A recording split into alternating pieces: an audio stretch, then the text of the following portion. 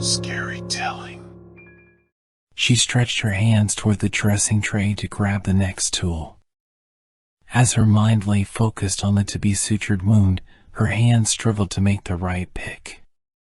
After finally nudging the scalpel aside, she delicately wielded the needle and thread.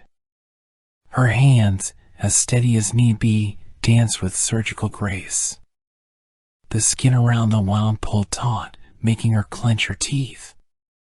It wasn't the fear of failing to close the wound that palpitated her otherwise composed heart. She didn't need to worry about that. She hadn't failed in saving a single life on the operating table. And apart from excelling in her field, she possessed a gift so true only the ones handpicked by nature would get: her eyes. Having visual acuity of 27, perceiving the full spectrum of colors, and devoid of any refractive errors, they were the rarest that anyone ever had. And despite having pearls for eyes, she'd honed her skills to a level where she could suture a wound with those eyes damned close. But as all the geniuses end up biting the kryptonite of insanity, she did too. It began innocently enough, as her desire to attain perfection slowly morphed into a hunger for ascendancy. If she had something perfect in her, then others might too. Because someone up there failed to put it all in one. But what if she succeeded, she thought. The deeper she delved into darker parts of her own psyche, the more sinister she became. Her curiosity surpassed morality. Each life she took appeared as an unfortunate mishap, neatly concealed within the vast sea of casualties all around the world. And no one had the brains to see the pattern. Someone in Albania, with a perfectly healthy heart, murdered and stolen off the same.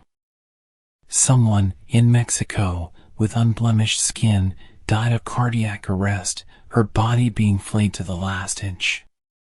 And just like that, going part by part, she collected all the gifted anatomical fits in her makeshift lab to sew them up to create, from scratch, a biological container, or what she'd call a perfect human body.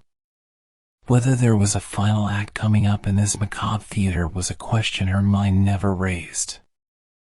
Albeit, her actions were a testament to a God complex she never knew she had. But no matter what amount of resources she used up, she could never find a more perfect set of eyes than the one she wore. She couldn't turn back now. She was almost there. She just had to do what a being called God once did. Sacrifice. Gouging her own eyeballs out with a scalpel, she just had to suture the sockets back. She picked the needle and thread.